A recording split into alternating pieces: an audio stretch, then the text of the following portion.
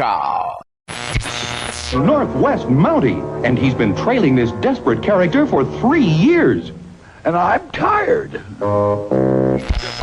Now to find that there, like, hotels have certain smells, but that's because, you know, I'm sort of a Red Roof Inn Motel 6 kind of guy, and nobody wants to take that with them.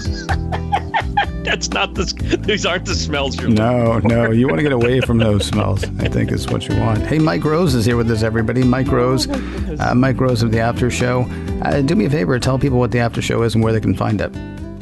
They can find it at aftershowpodcast.com. And what it is Kelly Gamont and I, who both of us former hosts of the TUAW Talkcast, which was our weekly Sunday night live show that we did for many years.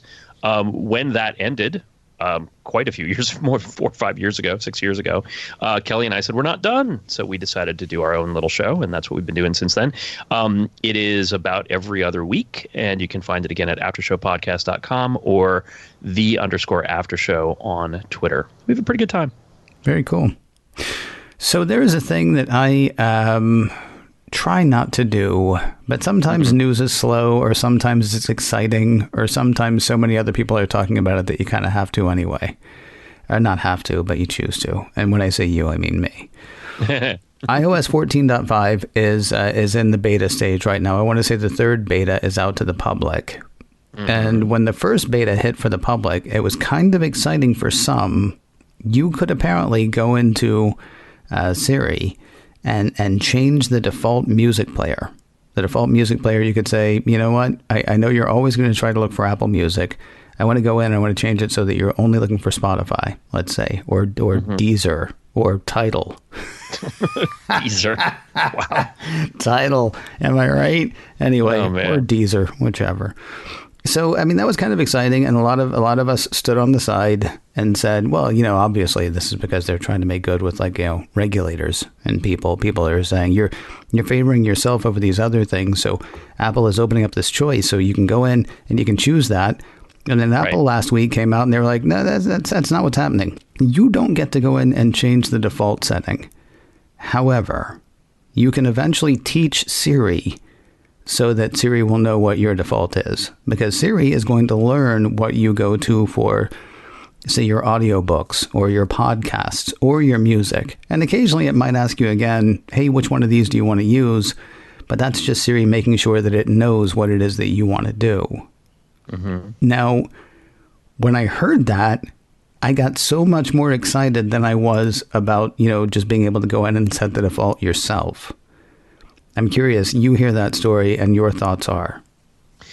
So I think it's, number one, super interesting that there's something you can do with Siri in terms of preference training that you can't do with a toggle in the settings app. Right. As you noted, that is a really interesting choice on Apple's part. I think in part what makes this possible, or what makes it plausible to do something like this, is that Google Home and Amazon Echo already do this. They let you say, hey, a lady, play The Weeknd on Apple Music. And do a directed search, or directed, and it's actually useful. You can say, I want the Pandora channel, or I'd like this particular track, or I'd like this particular album. Hang on one second. To be clear, you can do that with your HomePods as well, right? Or on your phone. You can say, hey, S lady, play this, play, you know, I Can't Feel My Face on Spotify, or, you know, whatever. That's true. But I don't, at least from my part, it's very, I mean, I don't own a HomePod, so I don't have that behavior baked in. And I would never think to do that on my phone. Because when I say play this song, I mean Apple Music 90% of the time, even though I have Spotify, or I have, you know, or I have Pandora. So maybe that, you know, I don't know. Maybe it's just me. Saying it on Pandora is kind of funny, though, because you'd be like, hey, play the Smiths. And it'll be like, here's something that's kind of like the Smiths. Oh, yeah, that's right. I forgot, because it's Pandora. and it also sends a note to your therapist to up your meds because I love the Smiths. Don't listen. Yeah. I don't want your cards and letters. I love the Smiths, and Yeah. I'm not blaming anybody for listening to the Smiths. I mean, I am a little bit because Morrissey is deeply problematic now, but I'm not blaming you, listener. Circumstance. I see. Part of me wants to ask why Morrissey is deeply problematic, but I kind of don't want to know because I do enjoy the Smiths. I'm not. Yeah, I don't think I'm quite ready to go there. I don't think I'm quite ready to go there. It's just easier not to right now. So let me ask you another question. What is Siri to you? Because, and there's a story that I've told on this show before, and people will hopefully bear with me for like 30 seconds. For a while, I was going to the same restaurant every Friday night. And it just started one Friday, and then the second Friday, I was like, well, that was good. And the third Friday, I was like, sure, why not? And the fourth Friday, I got in my car, and I put my phone up on the dash, and it said, it's going to take 7 minutes to get to this place that you've been going every Friday for the past 4. It actually said the name of the restaurant, but I'm not going to do it because, they're not paying me. Plus, I don't live there anymore, plus whatever. It said it's going to take you 7 minutes to get here. And I was like, that's kind of amazing because I never asked it for directions. I never said where I was going. It was just like, it picked up on my pattern. Mm-hmm. To me, that's Siri. And I know that's not Siri, that's Apple Maps. But I sort of think of like the whole pervasive computing thing. I'm giving it a name rather than saying, oh, the Apple ecosystem is really interesting because it's learning this and it's learning this. What I end up saying just in conversation is, I got in the car the other day and Siri told me it would take, 7 minutes to get where I was going. Do you think of, is this whole thing part of like a bigger thing? Or do you think of Siri as the little personality that you ask for something and it answers you, and then everything else that goes on in the Apple ecosystem is just, stuff that's happening? It does take us back to the original formulation or the original brand promise of digital assistant, right? Which never actually really happened until now. I mean, go all the way back to the Palm Pilot, go all the way back to the OG PDAs, the Newton, the Palm Pilot, and the idea that you were going to have something in your pocket or a pocket adjacent in the case of the Newton, which cannot fit in anyone's pocket. That would not only know what you needed to know or know what you needed to do, but also would nudge you in the direction of what would be valuable, useful, or appropriate for you to know at that moment in time. We sort of have swum away from that. We've swum out of the current of that with push notifications and especially now that they're that we're wearing them on our wrists, and how problematic that noise is and those interruptions and that distraction from flow.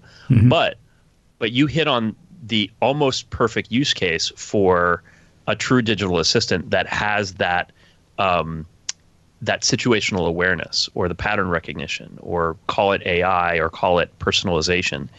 Because what is useful out of a digital assistant is helping you get out of your own way. Like I've noticed that you go here at this time, and maybe you should do this. I've noticed it on my iPad. I see that in the sidebar and in the widgets, the apps I normally use at a particular time. It's very funny to see the ones that it associates with my AirPods. It's like, interestingly, when you plug in your AirPods, you often open YouTube TV. I'm like, yeah, I often do. And it's right here on my home screen, so I don't really need your help. And what you're doing is kind of creepy.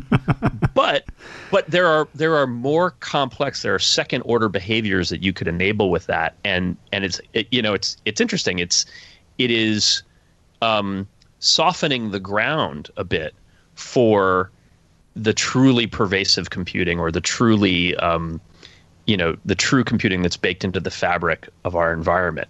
When Apple augmented reality is happening on our countertops and on our walls, and the HomePod just lives behind your microwave, you're going to need to be comfortable with the idea of getting these nudges, of getting these suggestions, and also redirecting them when they're not appropriate or not constructive.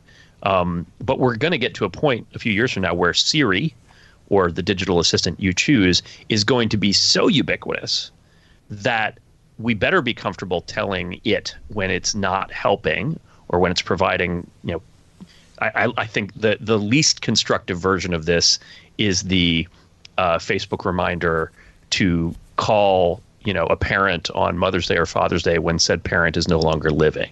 That is the darkest of dark sides of this digital assistant, because obviously a human assistant would never do that.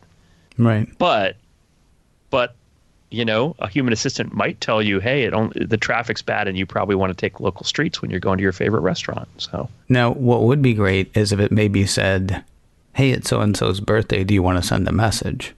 Because, and maybe it sort of prompt you through that. Because I don't know if you know, as we record this right now, as you and I record today, it's Chuck Joyner's birthday. Happy birthday, Chuck. Well, you're a couple of days late now, you see, because your thing didn't tell you. That's the thing. And I happened to glance at mine and it did. I kind of wish, Siri or the pervasive whatever had come up and said, hey, it's Chuck's birthday. Do you want to send him a message or something like that? I mean, I went ahead and did it, but it feels like we're maybe half a click away from that being a bit more, it being more intuitive for that thing so that I don't even have to think about it. I could tell Chuck Joyner happy birthday without even telling Chuck Joyner happy birthday. Wasn't that the promise of the AT&T ads a million years ago? It was. Yeah. And I will tell you, this was my experience with Foursquare, now Swarm, some years ago when it was all one app. And it would tell me, hey, your friend is within, X blocks of you right now. Mm-hmm. And this, like, more than once, this happened frequently. I caught up with Jackie Chang, who I see almost never, but found out that she was in Greenwich Village, blocks from where I happened to be. I'm like, I'm gonna go over and they're at the bar. I'm gonna go over and say hello, which was great. That was magical assistance verging on stalking. Like that's like right on the line. Probably why it doesn't do that anymore.